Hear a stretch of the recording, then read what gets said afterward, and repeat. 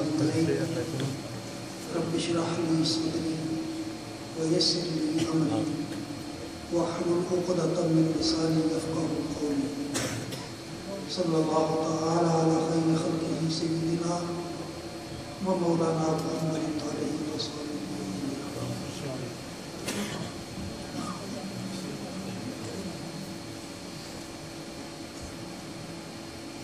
الحمد لوليه ثم الصلاة والسلام على نبيه وعلى آله وصحبه ومن اتبعهم أجمعين أما بعد فقد قال الله تبارك وتعالى وكان أبوهما صالحا صدق الله مولانا العظيم. حضرات سامعین کرام،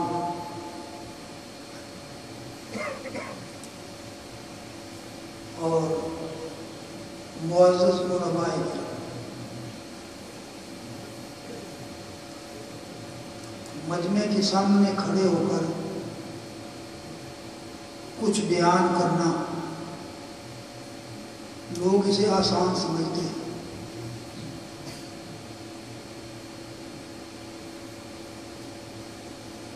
لیکن آسان بات نہیں ہے۔ سیدی سرکار غوث عالم رضی اللہ تعالی عنہ جب علوم متداولہ سے فارغ ہوئے تو پڑھنے کے بعد ذمہ داری بن جاتی ہے کہ دوسروں کو بھی کچھ بتایا جائے۔ یہی وراثت انبیاء ہے۔ یتلو علیہم آیاتہ ویزکیہم ویعلمہم الکتاب والحکمہ، تو کتاب و حکمت کی تعلیم، تلاوت آیات قرآنیہ اور حکمت سکھانا۔ جب اس ذمہ داری کا وقت آیا تو لکھا ہے کتابوں کے اندر کہ سرکار غوث پاک پریشان ہو گئے، کبھی کام کیا نہیں ہے۔ ہم لوگ بیٹھ کر چٹائیوں پر بیٹھ کر سامنے ڈیسک یا پٹی رکھ کر تو پڑھتے پڑھاتے وہ معاملہ اور ہے، کھڑے ہو کر اپنا معافی ضمیر بیان کرنا یہ خالہ جی کا باڑا ہے۔ حضرات علماء کرام کی طرف سے معذرت میں قبول کرتا ہوں کہ جب جامعہ نظامیہ میں داخلہ لیا اور اس سے پہلے 56 اور 55 کے اندر انجمن نعمانیہ میں قرآن پاک پڑھا، اس وقت کے بورڈ پر لکھا ہوا تھا علوم و فنون کی مرکزی درسگاہ، جو پورے سارے 10-12 سال پڑھنے کے بعد بھی سمجھ میں نہ آیا علوم تو ہوتے ہیں، فنون کیا ہے۔ صرف پڑھی، نحو پڑھی، فلسفہ پڑھا، منطق پڑھی، حدیث پڑھی، شرح حدیث پڑھی، قرآن کریم پڑھا، تفسیر پڑھی، یا اللہ فنون کیا ہے؟ ان میں سے ایک بھی فن نہیں ہے۔ تو وہ بعد میں سمجھ آیا کہ کچھ علم ایسے ہیں کہ جو علم تو کہا جاتا ہے انہیں، لیکن وہ فن کے زمرے میں آتے ہیں، علم کے زمرے میں نہیں آتے۔ ان میں سے ایک فن مناظرہ ہے۔ ہم نے بڑے بڑے شیخ الحدیث دیکھے، قرآن کریم کی تفسیر پڑھانے والے دیکھے، فقیہ اعظم دیکھے، لیکن مناظرے کے میدان میں حوالہ تک نکالنا مشکل ہو جاتا تھا۔ یہ ایک فن ہے، مخالف کو چپ کرا دینا اور اس کے ساتھ ایسا رویہ اختیار کرنا کہ عوام سمجھ جائیں کہ یہ غلط ہے اور یہ بولنے والا صحیح ہے، یہ ایک فن ہے۔ جو بغیر پریکٹس کے نہیں آتا. محض رشیدیہ پڑھنے سے علم مناظرہ نہیں آتا، ورنہ سارے علماء مناظر ہوتے ہیں. پورے پاکستان کے بر صغیر کے اندر ہم نے دیکھا کہ قبلہ سیدی محدث اعظم پاکستان مولانا شیخ سردار احمد صاحب رحمۃ اللہ تعالی علیہ محدث پاکستان، انہی دنوں میں اور بلکہ اس سے کچھ پہلے محدث اعظم ہند علامہ ہاشمی اور علامہ مدنی صاحب کے والد گرامی سید محمد کی چوشوی رحمۃ اللہ تعالی، ان کا نام علم حدیث کے اندر تو پھیلا، مناظرے کے اندر نہیں. تو یہ ایک فن ہے مناظرہ. اسی طریقے سے تقریر کرنا بھی ایک فن ہے، فن خطابت. آپ کہیں گے کیسے فن ہے؟ مدد کے ساتھ. اب تو قرآن کریم کی قرات بھی فن بن گئی ہے. نعت رسول مقبول صلی اللہ تعالی وسلم فن ہے. کئی ساز رکھے ہوئے ہیں نعت خانوں نے اپنے گھروں میں، اس پر سریں پکائی جاتی ہیں. کہاں جو اونچی آواز کرنی ہے، کہاں نیچی کرنی ہے، تو ان کا سارا خیال تو آواز کی طرف ہے. اور کہتے کیا ہے کہ ہم حضور کی بارگاہ میں حاضر ہیں. واہ واہ سبحان اللہ. ایک مرتبہ مجھے اتفاق ہوا ویب سائٹ کھولنے کا، قاری عبد الباسط رحمۃ اللہ تعالی علیہ اور دیگر جو قراء اپنے دور کے ممتاز قراء تھے، اس میں صرف یہ لکھا تھا کہ قاری باسط صاحب کے بھی گھر میں ساز تھے جس پر وہ قرآن کریم کی پریکٹس کیا کرتے تھے. ٹھیک ہے، وہاں کچھ گنجائش ہے. زینوا اصواتکم بالقرآن، یہ زین قرآن باصواتکم جیسے بھی ہے، اس میں مطلوب ہے یہ چیز. لیکن یارو جہاں عشق رسول آ جائے اور نعت رسول، میں تو کہا کرتا ہوں کہ اگر اس دور کے نعت خواں اگر اس دور میں ہوتے تو کوڑوں کی سزا سے نہ بچ سکتے. نہ پتہ کہ کلام کیا پڑھ رہے ہیں اور نہ سامعین کرام کہ بس سر لگائی سبحان اللہ. مجھے اس بزرگوں کا واقعہ یاد آ رہا ہے. وہ ایک دوست کے پاس کے بیمار تھا، حال وال پوچھا تو پوچھنے کے بعد الحمدللہ پڑھا. بعد میں اس کے چلے 30 سال متواتر بے محل الحمدللہ کہنے پر استغفار کرتے رہے کہ یا اللہ میں نے تیرا تو شکر ادا کرنا تھا، اسے تیمارداری یا اسے جو ہے حوصلہ دینا تھا کہ کچھ نہیں اللہ تعالیٰ مہربانی کرے گا، تو میں نے الحمدللہ یہ شکر کا کون سا مقام تھا. تو 30 سال ہو گئے میں اس ایسے الحمدللہ کی ادا کرنے پر اللہ سے معافی مانگ رہا ہوں جو بر وقت نہیں بے وقت میں نے بولا. تو ہم تو سبحان اللہ بولتے نہیں، برائے کہتے ہیں ہم سے. پور پٹانگ شعر دوبارہ وہ محدود نکل گیا. تو تقریر کرنا بھی خطاب بھی ایک فن ہے، فن خطابت. اگر زندہ ہوتے شبیر شاہ صاحب کے حفظ آبادی رحمۃ اللہ تعالی تو میری بات کی تصدیق کر دیں، کیونکہ فن خطابت کے امام تھے. اور یہ فن بغیر محنت کے اور بغیر پریکٹس کے جو ہے یہ اللہ تعالیٰ کسی کو عطا فرماتا ہے. قبلہ مناظر اعظم مولانا محمد عمر اچھوی رحمۃ اللہ تعالی علیہ اپنے فن کے امام تھے.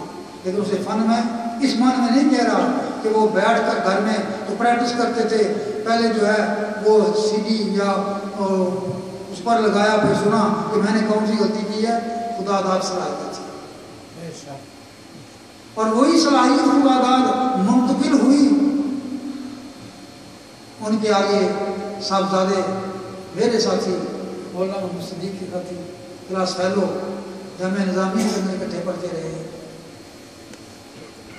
ہماری زندگی اکٹھی گزری ہے، بچپن اکٹھا گزرا، اور جب ٹین ایجر سے جو اکٹھے تھے، اس کے بعد جو ڈاکٹر صاحب کے خطیب لگے تو اکٹھے تھے، لیکن ہمیں ان کے گھر میں کوئی سال نظر نہیں آیا جس پر جو ہے وہ تقریر کرتے ہوں، بلکہ مناظر اعظم محمد عمر عشوی رحمۃ اللہ تعالیٰ کی جو قرآن کریم پڑھنے کی طرز تھی، حقیقت یہ ہے کہ اہل حدیث کہنا نہیں چاہیے اہل حدیث،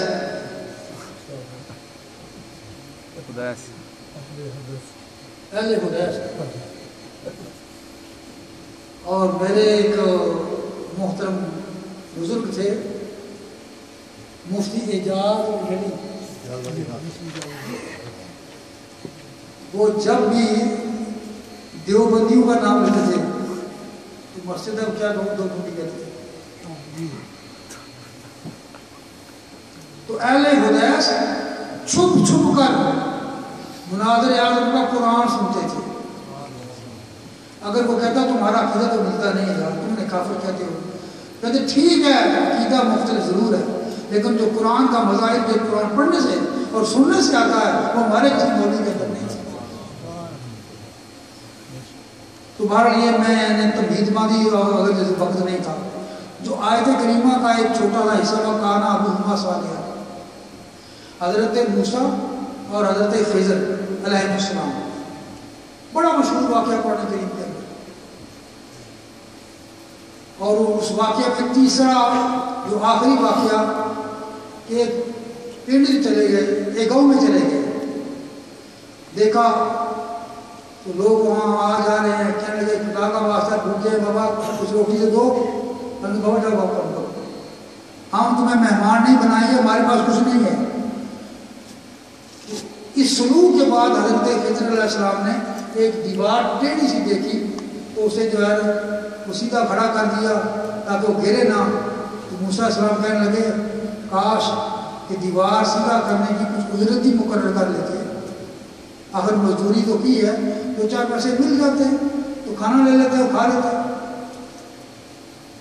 اب جب ان تین باتوں میں سے تیسری بات یہ دیوار سیدھی کرنے والی، اس کی تعویل اور اس کا معاملہ اصل میں کیا تھا، تو قرآن نے اسے بڑے عجیب انداز میں بیان فرمایا، اما الجدار فکان لغلامین یتیمین فی المدینہ، وہ جو دیوار تھی وہ مدینہ کے اندر دو یتیموں کی دیوار تھی۔ اب یہ مدینہ کون سا ہے؟ بعض علماء نے اس مدینہ کے تحت تفسیر کرتے ہوئے مدینہ منورہ کا نام لیا۔ کس مدینہ سے مراد مدینہ تو رسول ہے صلی اللہ تعالی وسلم، لیکن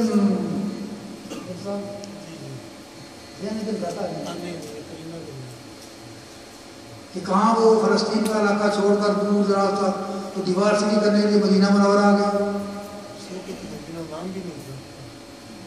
تو باہر کوئی شہر تھا، اس شہر میں دو یتیموں کی وہ ملکیت دیوار تھی، وَقَانَ تَحْتَهُ كَنْزٌ لَهُمَا، اور اس دیوار کے نیچے ان دونوں کے لیے رکھا گیا خزانہ تھا، وَقَانَ أَبُوهُمَا صَالِحًا، ادھر ان کا باپ بڑا نیک تھا۔ اب اسے تھوڑا سا میں 2-4 منٹ کے اندر بیان کر کے ختم کروں گا کہ دیوار کے نیچے سونا، دیوار کے نیچے جو ہے کافی قیمتی چیزیں، اور ان قیمتی چیزوں کو یتیموں تک پہنچانے کے لیے جو بظاہر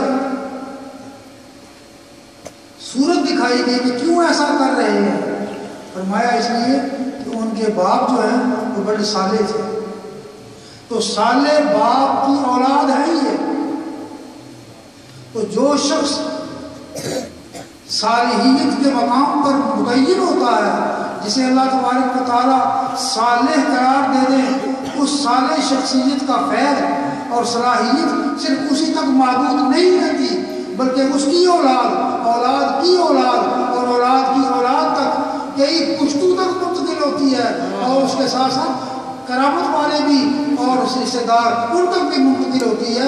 اس لیے علماء نے لکھا ہے یہ جو 2 بیٹے تھے نا یتیم، یہ اس شخص کی جو ہے 7ویں پشت میں تھے یا 10ویں پشت میں تھے۔ اگر باپ کی صالحیت 6 پشتوں سے گزر کر 7ویں پشت تک چلی جاتی ہے تو یہ اللہ کا بہت بڑا کرم ہے، لیکن صالح ہونا بڑا مشکل ہے۔ اس باپ کی صالحیت کی سند پروردگار عالم کا قرآن دے رہا ہے۔ تو مختصر یہ جو عمل صالح کرے وہ صالح ہے۔ اور اشارہ کر دیتا ہوں، حضرت نوح علیہ السلام نے جب کشتی جو ہے اس نے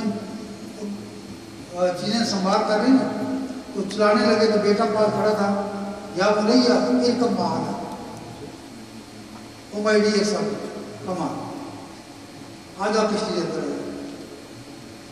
قال صحابی الی جبل یعصمنی من الماء، بیٹا کہنے لگا ابو جان آپ کشتی کی بات کرتے ہیں، یہ 5-6 فٹ اونچی ہے، میں وہ 80-90-100 فٹ اونچے پہاڑ پر چڑھ جاؤں گا، پانی میرا کیا پکڑے گا۔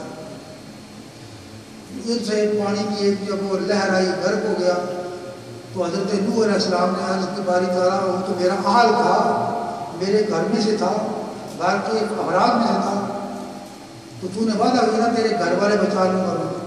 فرمایا یا نوح انہ لیس من اہلک انہ عمل غیر صالح، اے نوح وہ تیرے اہل میں سے نہیں، اس لیے کہ اس کے عمل جو ہیں وہ صالح نہیں تھے۔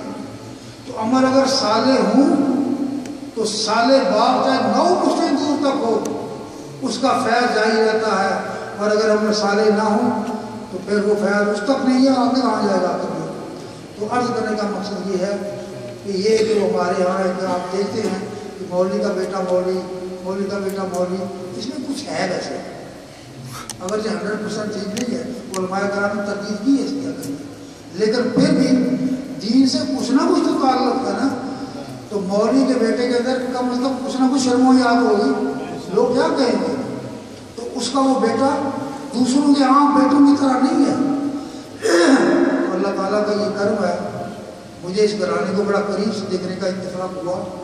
کانا ابو ہمارے ابو ہم وہ ابو ان کے باپ صالح تھے، باپ کے باپ صالح تھے، ان کے باپ صالح تھے۔ تو جہاں خاندان میں اتنی لگاتار پشتیں صالحین کی ہوں تو الحقنا بالصالحین کیوں نہ صادق آئے۔ اللہ تعالیٰ مجھے آپ سب کو جو ہے صالح بنائے اور صالحین خود ملائے اور ان کے فیض سے مستفید فرمائے۔